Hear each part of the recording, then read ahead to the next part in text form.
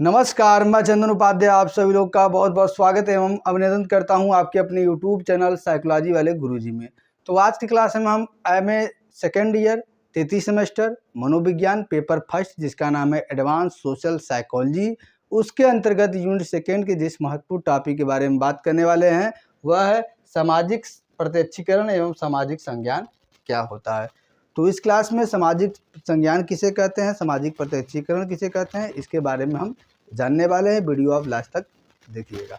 चलिए शुरू करते हैं। सबसे पहले हम जानते हैं कि सामाजिक संज्ञान क्या होता है। ठीक है, देखिए तो सामाजिक संज्ञान जो है एक विस्तृत पद है, मतलब ये जो सामाजिक संज्ञान शब्द है एक इसका ब्रॉड कॉन्सेप्ट है। ठीक है, एक ब्रॉड टर्म में ये यूज किया जाता है सामाजिक मनोविज्ञान में। इसमें क्या होता है, जिससे तात्पर्य उन तरीकों से या उन माध्यमों से होता है जिसके सहारे व्यक्ति अपनी सामाजिक दुनिया के बारे में प्राप्त सूचनाओं की व्याख्या तथा विश्लेषण कर उन्हें याद रखता है तथा उसका उपयोग अपनी आवश्यकताओं के अनुरूप करता है। यदि सिंपल भाषा में आपको हम समझाएं कि सामाजिक संज्ञान क्या होता है, तो इसका मतलब उन तरीकों या उन माध्यमों से होता है जिसके सहारे व्यक्ति क्या करता है, अपनी सामाजिक दुनिया यानी कि जिस समाज में रहता है उस समाज का सामाजिक वातावरण है। ठीक है, व्यक्ति जहाँ रहता है उस समाज में जो उसकी सामाजिक वातावरण है उस सामाजिक वातावरण के बारे में जो सूचनाएं उसको प्राप्त होती रहती है उनकी क्या है वो व्याख्या करता है, और उसकी व्याख्या ही नहीं करता बल्कि क्या करता है उसका विश्लेषण भी करता है और उन्हें क्या है याद रखता है, और फिर जब ज़रूरत पड़ता है भविष्य में तो उसे अपनी आवश्यकताओं के अनुरूप उसका उपयोग भी करता है। कहने की तात्पर्य आपको सिंपल भाषा में समझाए हम कि जैसे मान लीजिए मैं एक व्यक्ति हूँ। ठीक है, मैं जिस भी समाज में रहता हूँ मेरे चारों तरफ जो फैला हुआ है सामाजिक उसको हम सामाजिक वातावरण कहेंगे, उसी को हम सामाजिक दुनिया कहेंगे। तो उससे क्या है तरह तरह की सूचनाएं मुझको क्या है प्राप्त होती रहती है।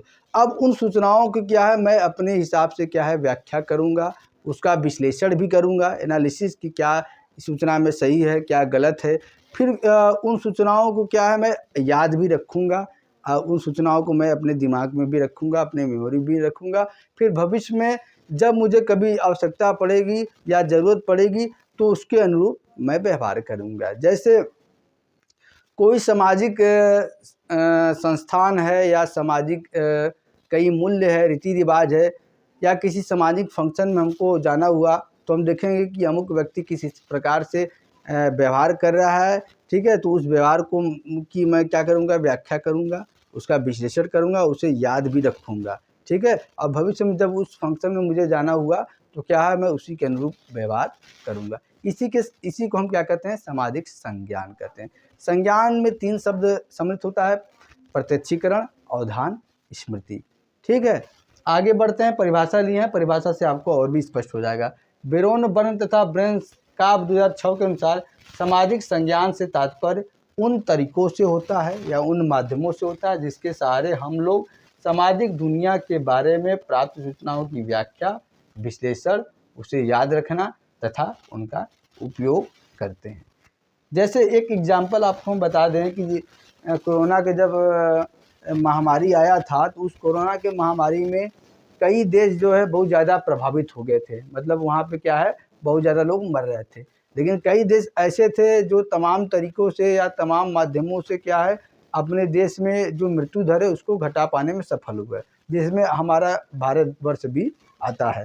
तो ये जो हुआ ये क्या है सामाजिक दुनिया है। सामाजिक दुनिया में हमको क्या है तरह तरह की सूचनाएं प्राप्त होती रहती है और उस सूचनाओं को हम अपने दिमाग से क्या है उसकी व्याख्या करते हैं, विश्लेषण करते हैं और उन्हें याद रखते हैं कि भविष्य में जब भी मुझे किसी भी चीज़ की ज़रूरत पड़ेगी, ऐसी ज़रूरत पड़ेगी तो उस हिसाब से मैं क्या है ये जो सूचनाएं हमारे मेमोरी में इसको हम स्टोर कर लेंगे। जैसे आप ये समझें कि जब बच्चा पैदा होता है तो उसका दिमाग क्या होता है खाली स्लेट की तरह होता है, एकदम खाली होता है। लेकिन जैसे जैसे वो बड़ा होता है, परिवार के संपर्क में आता है, पास पड़ोस के संपर्क में आता है, समाज के संपर्क में आता है, तो सूचनाएं क्या है उसके दिमाग में स्टोर होती जाती हैं। जब बच्चा के अंदर संज्ञान डेवलप हो जाता है, कॉग्निशन डेवलप हो जाता है, तो वो उन सूचनाओं को क्या करता है उसकी व्याख्या करता है, उसका विश्लेषण करता है। विश्लेषण करके तब क्या है वो उसको अपने दिमाग में स्टोर करता है या उसे याद रखता है। अब फिर जब ऐसी परिस्थिति आती है तो बच्चा उसी के हिसाब से व्यवहार करता है। इसी को सामाजिक संज्ञान हम बोलते हैं। एक परिभाषा और है टेलर, पेप्लाउस तथा सीरियस 2006 के अनुसार, वातावरण से प्राप्त सूचनाओं से व्यक्ति किस तरह से अनुमान लगाता है। ठीक है, जो सूचनाएं प्राप्त हो रही है वातावरण से, तो उस वातावरण की सूचनाओं से व्यक्ति किस तरह से किसी भी विषय पे या किसी भी व्यक्ति के बारे में अनुमान लगाता है का अध्ययन सामाजिक संज्ञान कहलाता है। सिंपल बात है। और सामाजिक ये संज्ञान में व्यक्ति दूसरे व्यक्ति, सामाजिक समूह के बारे में, सामाजिक भूमिकाओं तथा सामाजिक परिस्थिति में अपने में उत्पन्न अनुक्रियाओं के बारे में एक सामाजिक निर्णय लेता है।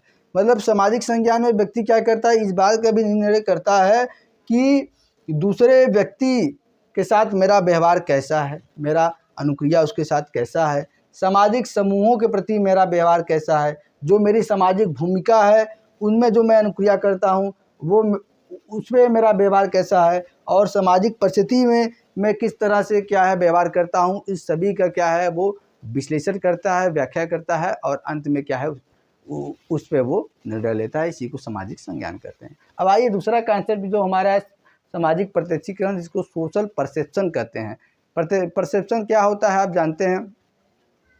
परसेप्शन जो होता है कि एक दृष्टिकोण या नज़रिया किसी के प्रति आप बनाएंगे तो उसी के क्या है परसेप्शन हम कहेंगे। जब आप समाज के प्रति एक दृष्टिकोण या नज़रिया बनाते हैं, या समाज के लोगों द्वारा किस तरह से आप क्या है देखे जाते हैं और आप समाज को किस तरह से देखते हैं, तो उसको हम सामाजिक प्रत्यक्षीकरण कहते हैं। देखिए, जब हम किसी वस्तु या व्यक्ति का एकदम ध्यान से देखिएगा, जब हम किसी वस्तु या व्यक्ति का प्रत्यक्षीकरण करते हैं तो उसके सामाजिक अर्थ से भी प्रभावित होते हैं।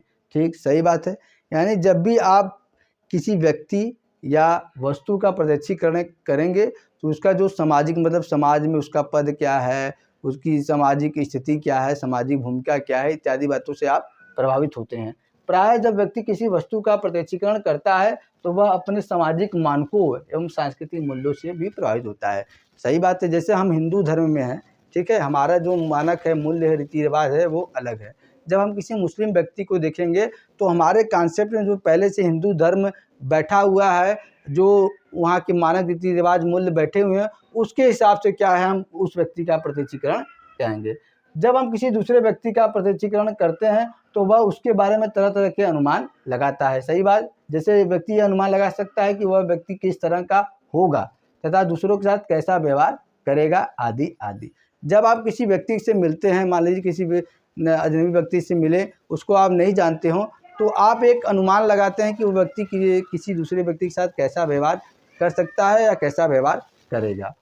विस्तृत अर्थ में इन सभी का अध्ययन क्या है, सामाजिक प्रत्यक्षीकरण कहलाता है। यदि सिंपल भाषा में आपको समझाएं तो एक व्यक्ति दूसरे व्यक्ति के प्रति कैसे व्यवहार करता है, इसको हम क्या कहेंगे, व्यक्ति प्रत्यक्षीकरण करेंगे। सामाजिक प्रत्यक्षीकरण, एक व्यक्ति समाज का प्रत्यक्षीकरण कैसे करता है और समाज जो है समाज उस व्यक्ति का प्रत्यक्षीकरण कैसे करता है, इसको क्या हम सामाजिक प्रत्यक्षीकरण कहते हैं। ध्यान सुनिएगा, मतलब व्यक्ति समाज का प्रत्यक्षीकरण कैसे करता है, ठीक है, और समाज द्वारा व्यक्ति का प्रत्यक्षीकरण कैसे किया जाता है, इसी को हम सामाजिक प्रत्यक्षीकरण बोलेंगे। समाज मनोविज्ञान में सामाजिक प्रत्यक्षीकरण का प्रयोग मुख्यतः दो अर्थों में किया जाता है। पहला अर्थ यह होता है कि पहले अर्थ में व्यक्ति के उन सामाजिक और व्यक्तिगत कारकों का अध्ययन किया जाता है जिससे क्या है व्यक्ति का व्यवहार या व्यक्ति का प्रत्यक्षीकरण प्रभावित होता है। इसमें उसकी आदतें, मूल्य, अभिप्रेरक आवश्यकताएं इत्यादि सम्मिलित होती है। और दूसरा क्या होता है, व्यक्ति किसी दूसरे व्यक्ति बारे में एक आम राय या विचार बना लेता है, तो इसको हम क्या बोलते हैं, व्यक्ति प्रत्यक्षीकरण बोलते हैं। तो दो अर्थों में व्यक्ति क्या है, प्रभावित होता है। तो आज की क्लास में हमने आपको बताया कि सामाजिक संज्ञान क्या होता है और सामाजिक प्रत्यक्षीकरण क्या होता है। नेक्स्ट क्लास में हम इससे संबंधित किसी अन्य टॉपिक के बारे में बात करेंगे। आज क्लास यही तक, मिलते हैं अपने नेक्स्ट क्लास में। तब तक लिए आप सभी का बहुत बहुत धन्यवाद। जय हिंद, जय भारत।